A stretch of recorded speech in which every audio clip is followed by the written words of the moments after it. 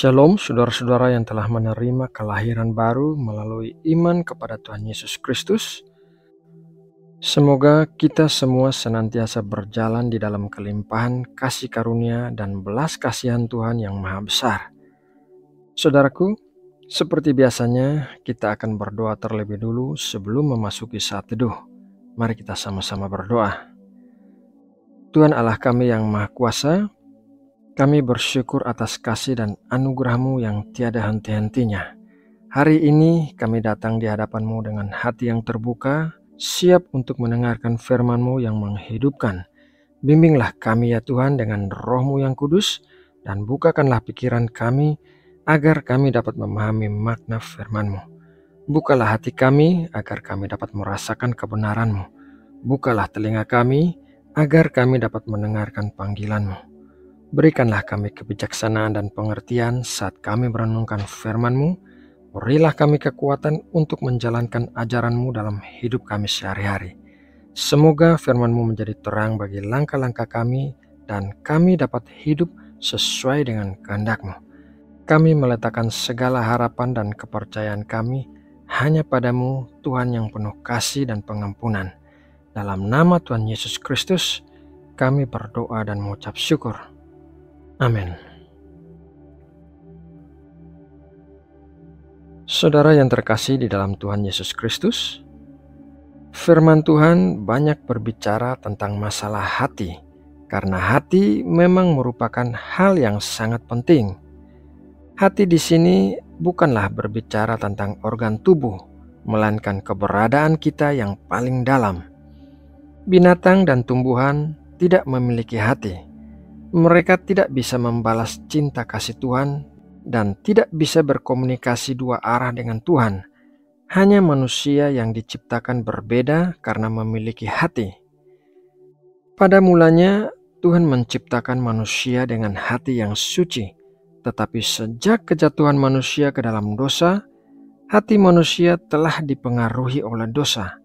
Manusia melakukan berbagai macam kejahatan oleh karena hatinya yang tidak bersih.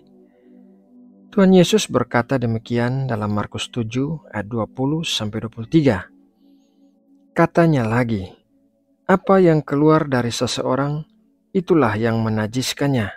Sebab dari dalam, dari hati orang, timbul segala pikiran jahat, percabulan, pencurian, pembunuhan, persinahan, keserakahan, kejahatan, kelicikan, hawa nafsu, iri hati, hujat, kesombongan, kebebalan.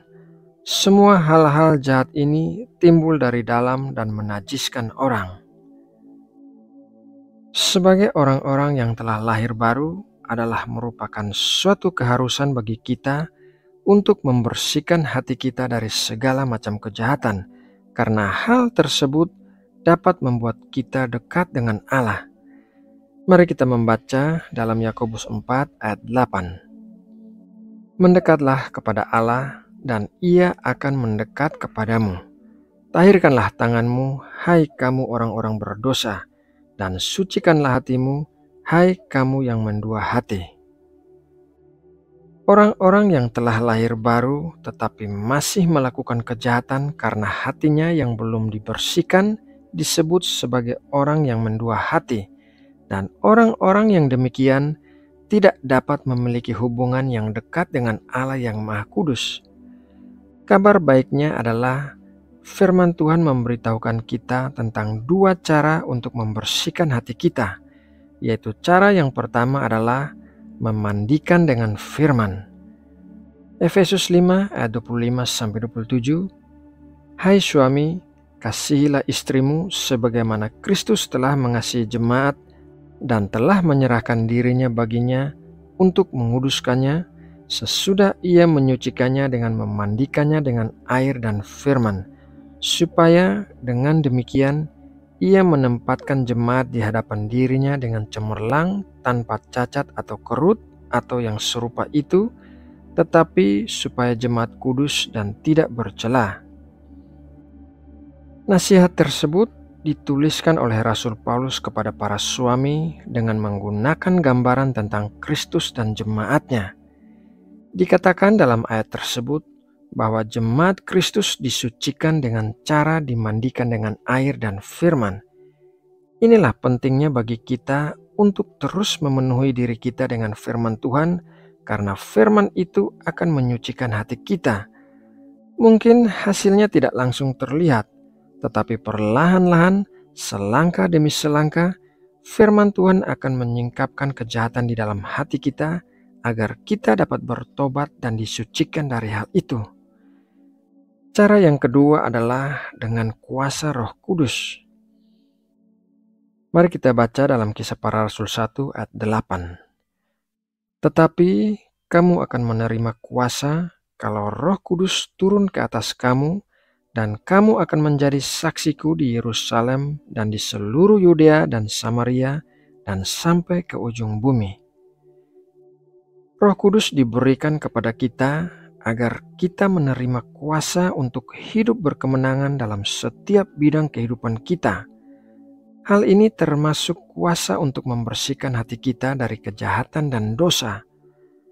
Rasul Paulus, seorang rasul besar yang menulis sebagian besar kitab Perjanjian Baru, juga bergumul untuk membersihkan hatinya dari kejahatan. Ia mengatakan demikian dalam Roma 7 ayat 15. Sebab apa yang aku perbuat, aku tidak tahu, karena bukan apa yang aku kehendaki yang aku perbuat, tetapi apa yang aku benci, itulah yang aku perbuat. Sama halnya dengan firman Tuhan yang bekerja perlahan-lahan dan selangkah demi selangkah, demikian juga cara kerja Roh Kudus di dalam kita. Dibutuhkan waktu untuk membersihkan hati kita, namun bersama Tuhan tidak ada yang mustahil. Kita akan menjadi kudus sama seperti Tuhan kita yang kudus. Saudaraku yang terkasih di dalam Tuhan Yesus, demikianlah renungan firman Tuhan malam ini. Kiranya semua benih firman Tuhan yang kita terima di sepanjang hidup kita akan menghasilkan buah-buah roh yang melimpah sehingga memberkati sesama kita. Mari kita berdoa untuk menutup renungan ini. Bapa kami yang ada di sorga, terima kasih atas firman-Mu yang menguatkan kami hari ini. Kami bersyukur karena kami dapat mendengar dan memahami kehendak-Mu. Bimbinglah kami untuk menjalankan ajaran-Mu dalam kehidupan sehari-hari kami. Berilah kami kebijaksanaan dan kekuatan untuk tetap setia kepadamu. Ya Bapa, selesai berdoa, kami akan segera beristirahat. Berkatilah kami ya Bapa saat kami pergi tidur. Lindungilah kami dari segala bahaya dan berikanlah kami ketenangan hati. Berikanlah kami mimpi yang damai dan istirahat yang cukup untuk menghadapi hari esok dengan semangat baru. Terima kasih Bapa atas kasih dan kebaikan-Mu yang tiada henti-hentinya. Saat ini kami juga berdoa memohon rahmat dan berkat-Mu bagi bangsa Indonesia. Lindungilah negara kami dari segala bencana dan ancaman. Berikanlah hikmat kepada para pemimpin kami untuk memimpin bangsa ini dengan bijaksana dan adil.